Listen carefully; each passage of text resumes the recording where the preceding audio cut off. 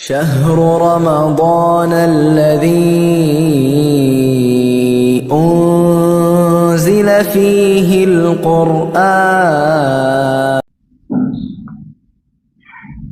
السلام عليكم ورحمة الله وبركاته. الحمد لله رب العالمين، والصلاة والسلام على أشرف الأنبياء والمرسلين وعلى آله وأصحابه أجمعين، أما بعد. قال الله تعالى: أعوذ بالله من الشيطان الرجيم، بسم الله الرحمن الرحيم. شهر رمضان الذي أنزل فيه القرآن هدى للناس وبينات من الهدى والفرقان. اللہ تعالیٰ کا فضل و کرم ہے، ہم سب کو آج 5 کا روزہ رکھنے کی توفیق نصیب فرمائی. اللہ تعالیٰ سے دعا کریں اللہ تعالیٰ ہم سب کی تمام عبادات کو قبول فرمائے. آج 5ویں پارے کی چند آیات کا خلاصہ پیش کیا جائے گا. پارہ بہت اہم ہے. وکیل ہے کوئی آپ لوگوں کو؟ کوئی وکیل صاحب ہے؟ وکیل صاحب ایڈوکیٹ نہیں ہے؟ کوئی بات نہیں. اللہ تعالیٰ سے دعا کریں ہم سب کو تمام باتیں کہنے، سننے اور سمجھنے کے ساتھ عمل کی توفیق نصیب فرمائے. فرمایا گیا کہ 7 رشتے جو نسب کے ہیں وہ حرام ہیں. 7 رشتے رضاعت سے حرام ہیں اور 4 رشتے سسرال کے حرام ہیں. ان سے شادی کرنا جائز نہیں. 7 رشتے نسب سے ہیں، 7 رشتے رضاعت سے ہیں اور 4 رشتے سسرال سے ہیں. اب نسب سے کون سے رشتے حرام ہیں، کون محرم ہیں؟ فرمایا حرمت علیکم امہاتکم، ماں سے شادی کرنا حرام ہے. وبناتکم، تمہارے اوپر تمہاری بیٹیاں حرام ہیں، بیٹیوں سے شادی کرنا حرام ہے. واخواتکم، تمہاری بہنیں تمہارے اوپر حرام ہیں، بہنوں سے شادی کرنا حرام ہے. وعماتکم، پھوپھیاں حرام ہیں، پھوپھیوں سے نکاح کرنا حرام ہے. وخالاتکم، اور تمہاری خالائیں تمہارے اوپر حرام ہیں، خالاؤں سے نکاح کرنا. کتنے ہو گئے؟ 5. وبنات الاخ، بھائی کی بیٹی سے شادی کرنا حرام ہے، یعنی کہ بھتیجی سے شادی کرنا حرام ہے.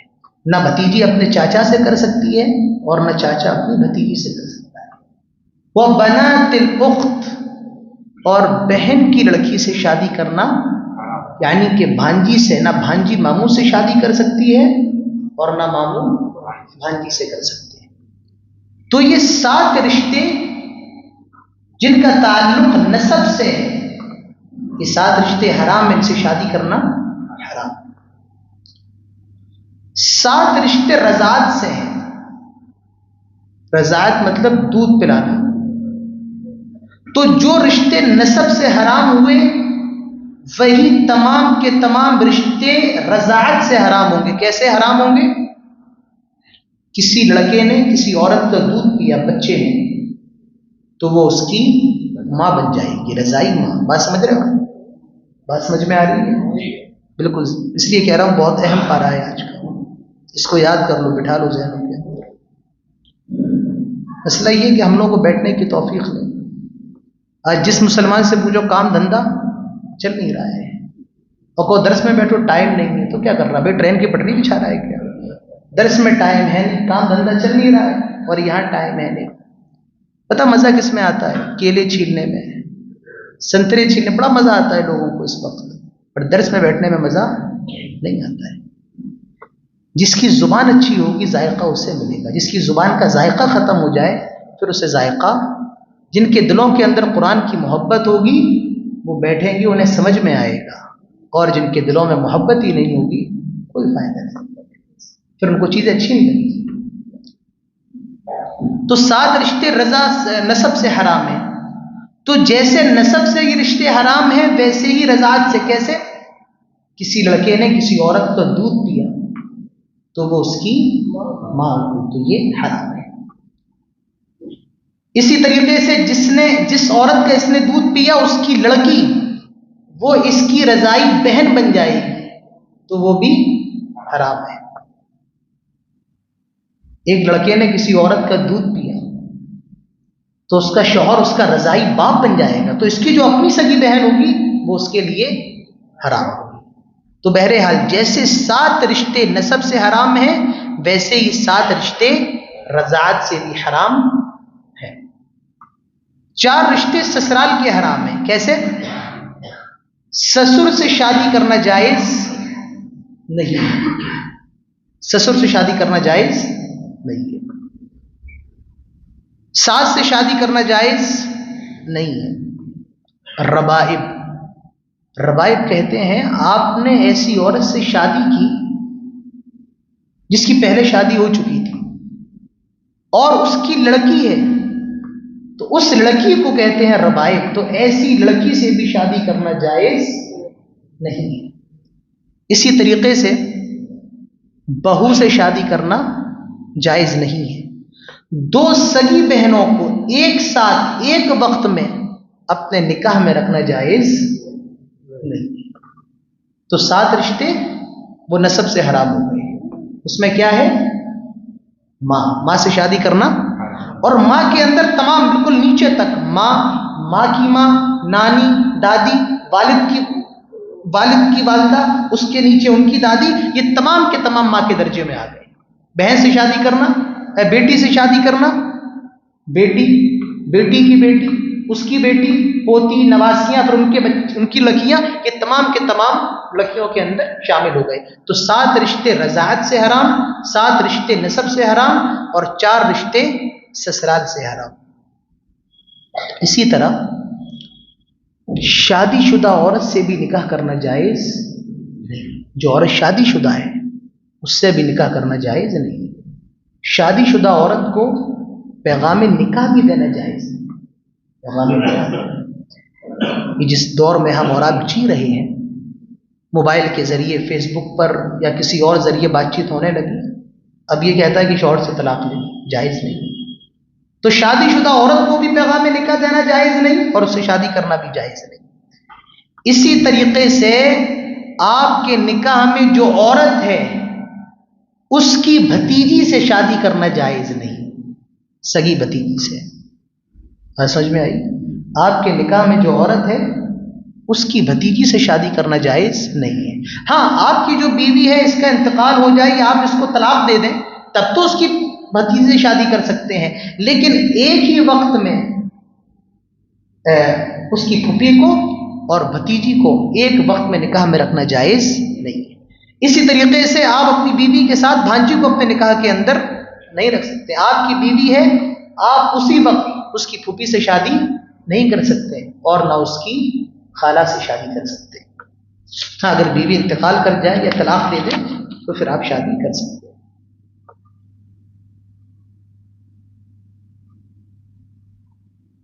اسی طریقے سے لونڈی کا مسئلہ ہے۔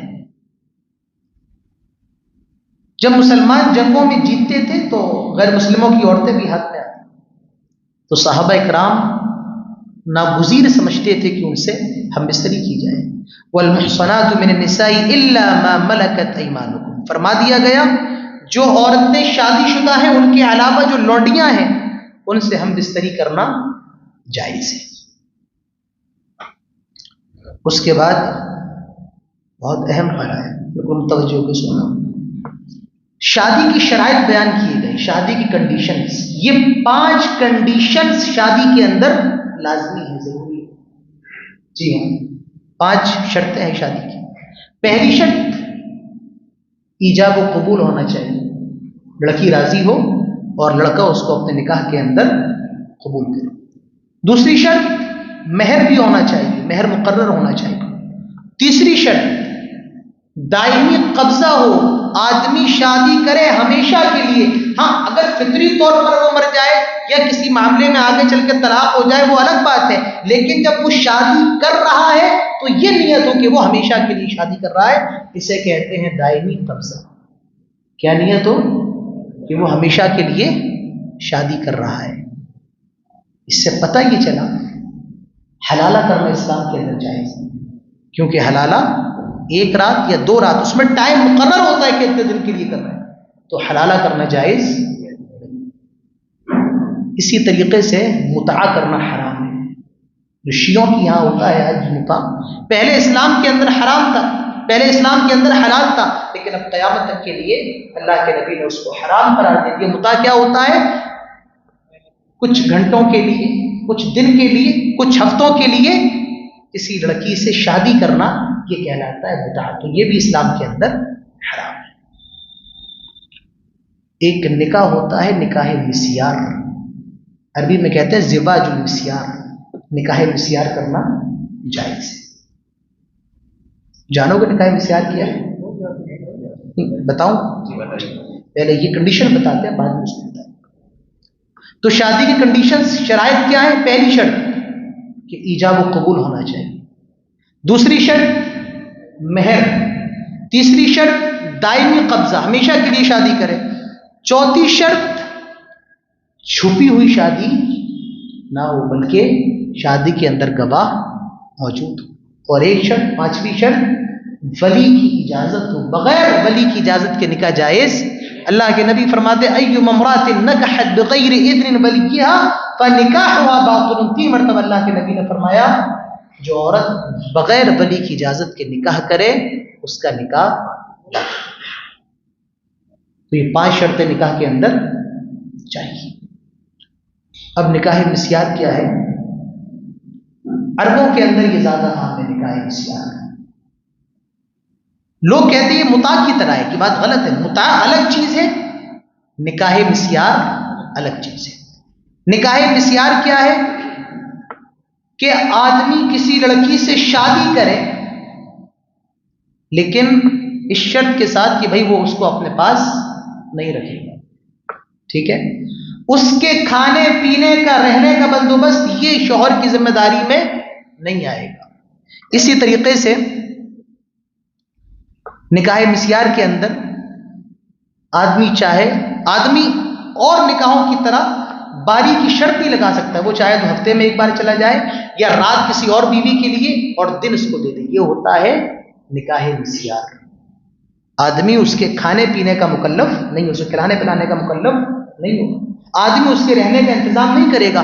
ایسی بہت سی عورتیں ہیں جو بزنس کرتی ہیں اور لیکن وہ 24 گھنٹے کسی مرد کے ساتھ, اپنے شوہر کے ساتھ نہیں رہنا چاہتی. تو بہرحال نکاح مسیار کرنا جائز ہے, پر اس کے لیے بھی یہی 5 شرطیں ہونا چاہیے. اگر یہ شرطیں نہیں ہیں تو نکاح مسیار جائز نہیں ہوگا. کیا شرط؟ ایجاب و قبول ہونا چاہیے. دوسری شرط کیا ہے؟ مہر ہو. تیسری شرط دائمی قبضہ ہو. چوتھی شرط چھپ کے نہ کیا ہو نکاح مسیار. آج کے وقت میں نکاح مسیار کا استعمال غلط طریقے سے ہوگا, تو چھپ کر کے نکاح مسیار نہ ہوا. اور ولی شرط ہے. تو یہ نکاح مسیار ہے. جو تمام شرائط ہیں وہ شرائط موجود ہیں, تو یہ نکاح مسیار کرنا جائز ہے. بات سمجھ میں آئی؟ نکاح مسیار. ہاں, لیکن بعض علماء نے نکاح مسیار کو پسند نہیں فرمایا. نکاح مسیار کو پسند نہیں فرمایا ہے.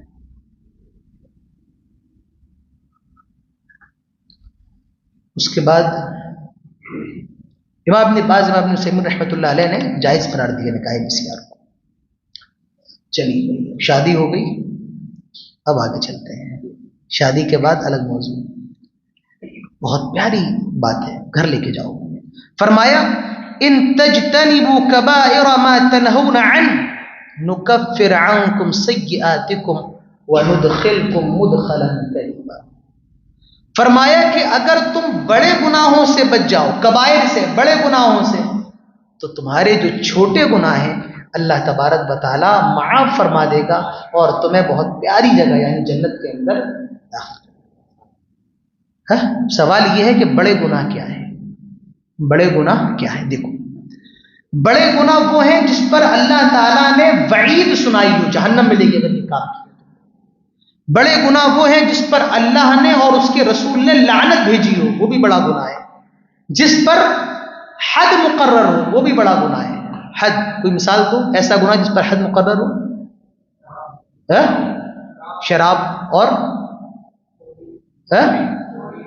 چوری پر حد مقرر ہے، اور زنا پر حد مقرر ہے، اور ایک اور بول رہے ہیں اگر کوئی کسی عورت پر الزام لگائے، 4 گواہ نہ لا پائے، اس پر بھی.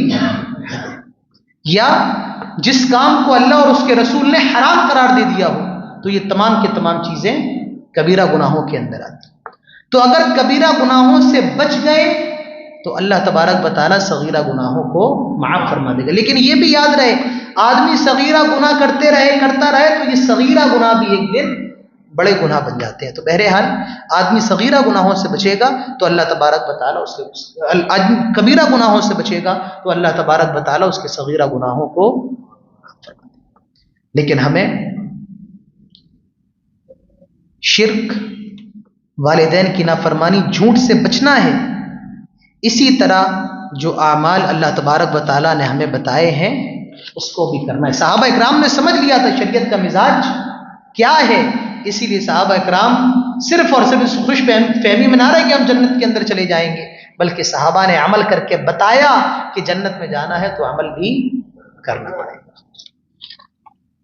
چلیے بھائی آگے، شادی شدہ لوگ خوش ہو جائیں. فرمایا الرجال قوامون على النساء بما فضل الله بعضهم على بعض وبما انفقوا من اموالهم. مرد عورت کا قوام ہے، قوام کا مطلب حاکم ہے، اور اس کی 2 وجہ ہیں. ایک وجہ ہے وہبی، مطلب اللہ تبارک و تعالیٰ نے اتنی طاقت عورت کو نہیں دی ہے جتنی جسمانی طاقت مرد کو دی ہے. عورت اتنا بوجھ نہیں اٹھا سکتی ہے جتنا بوجھ مرد اٹھا سکتا ہے. تو اللہ تعالیٰ فرماتا ہے الرجال قوامون علی النساء، مرد عورتوں کا قوام ہے، حاکم. اور دوسری وجہ وَبِمَا أَنفَقُوا مِنْ أَمْوَالِهِمْ، شوہر کیوں قوام ہے؟ کیونکہ وہ اپنا مال خرچ کرتا ہے. نکاح میں مہر کس کو دینا پڑے گا؟ شوہر کو. بیوی کے رہنے کا انتظام کس کو کرنا ہے؟ بیوی کے کھانے پینے کا انتظام کس کو کرنا ہے؟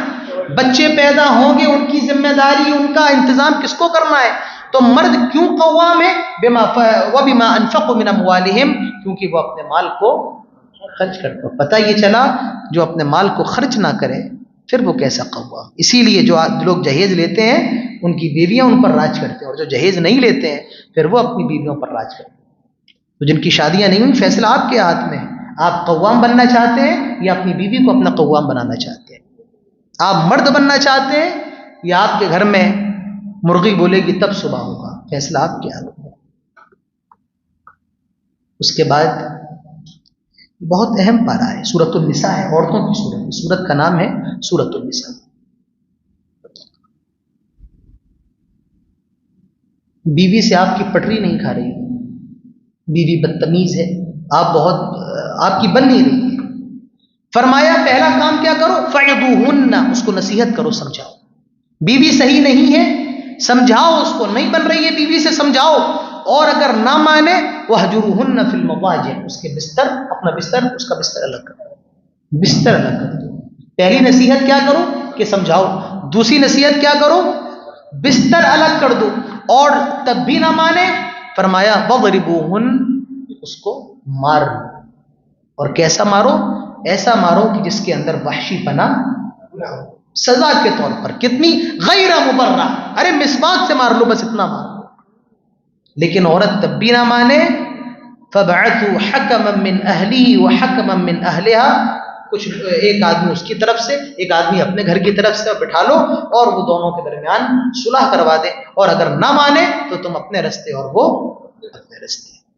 جب پہیے میں جنگ لگ جائے تو کوئی ضرورت نہیں ہے پہیے کو زیادہ چلانے.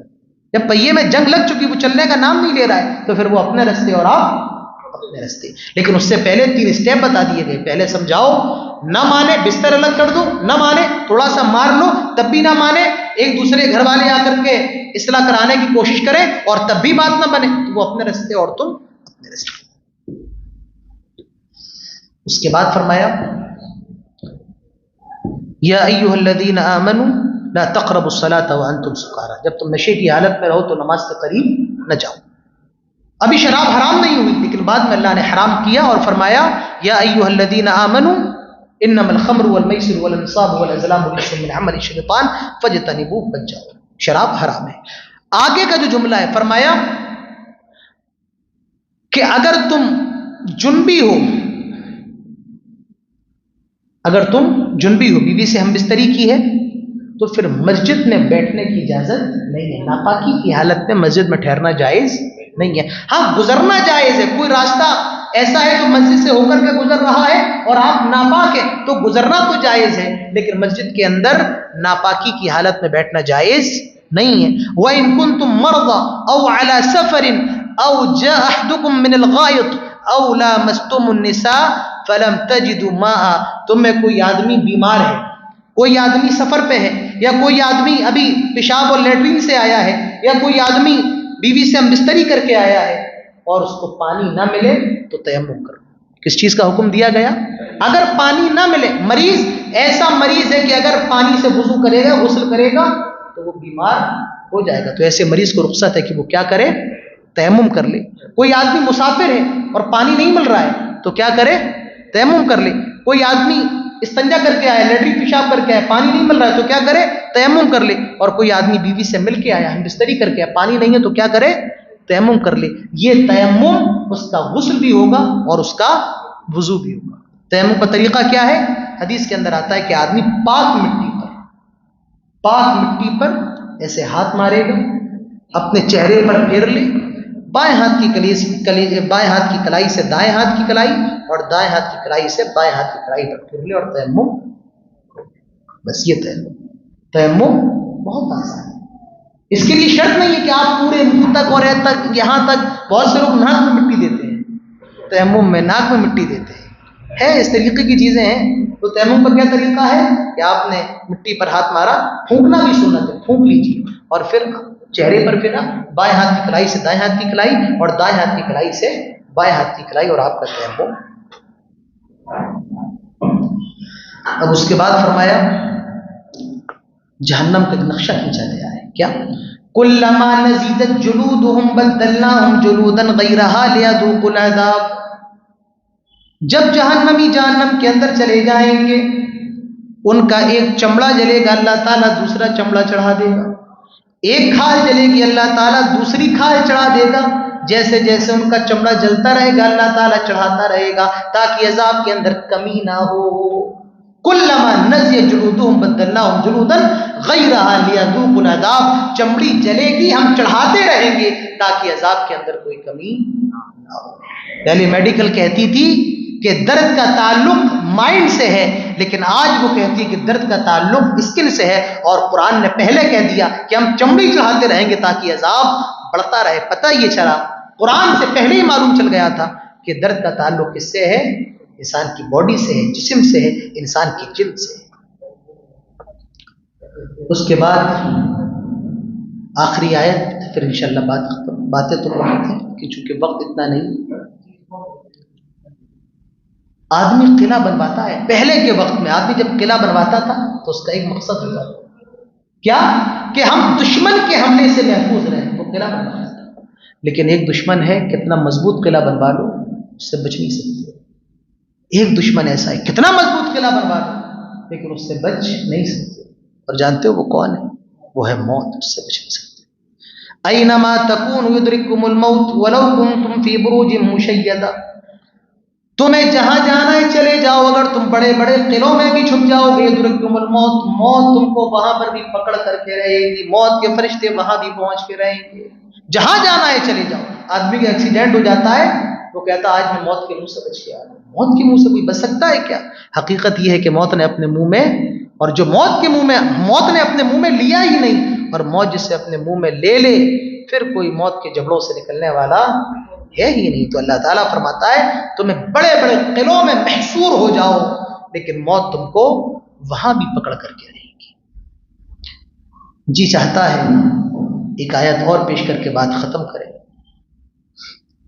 فرمایا وَمَن يُطِعِ اللَّهَ وَالرَّسُولَ، جو آدمی اللہ کی اطاعت کرے، رسول کی اطاعت کرے، فَأُولَئِكَ مَعَ الَّذِينَ أَنْعَمَ اللَّهُ عَلَيْهِم مِّنَ النَّبِيِّينَ وَالصِّدِّيقِينَ وَالشُّهَدَاءِ وَالصَّالِحِينَ وَحَسُنَ أُولَئِكَ رَفِيقًا۔ جو آدمی اللہ اور اس کے رسول کی اطاعت کرے گا تو وہ ایسے لوگوں کے ساتھ ہوگا جن پر اللہ نے اپنا انعام نازل کیا، وہ نبیوں کے ساتھ ہوگا، وہ صدیقین کے ساتھ ہوگا، وہ شہیدوں کے ساتھ ہوگا، وہ صالحین کے ساتھ ہوگا، اور وہ سب سے بہترین ساتھی ہیں۔ اللہ تبارک و تعالی ہم سب کو انہی لوگوں کے ساتھ فرمائے۔ اللہ تعالی ہمارا حشر اچھے لوگوں کے ساتھ فرمائے، جب تک زندہ رکھے توحید پر رکھے، خاتمہ ہو تو ایمان پر ہو۔